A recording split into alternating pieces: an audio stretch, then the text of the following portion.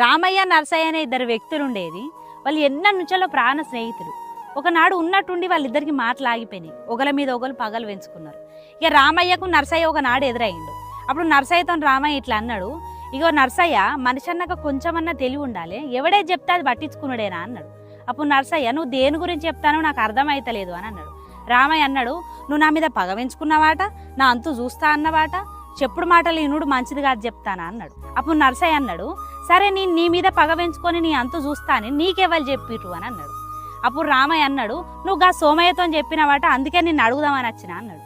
అప్పుడు నరసయ్య ఒక చిన్న నవ్వు నవ్వి, సరే మరి నువ్వు నాకు చెప్పుడు మాటలు వినొద్దని చెప్పి నువ్వే చెప్పుడు మాటలు నమ్ముతానవు కదా అని అన్నాడు. ఇక ఈ ముచ్చట విన్నాక ఇద్దరు కొద్దిసేపు అట్లనే చూసుకొని మంచిగా నవ్వుకున్నారట. ఒక్కొక్కసారి మన కళ్ళే మనల్ని మోసం చేస్తాయి. అనవసరంగా చెప్పుడు మాటలు విని ఒకల మీద నిందలేసుడు మంచి పద్ధతి కాదు. అది ఏ బంధమైనా సరే.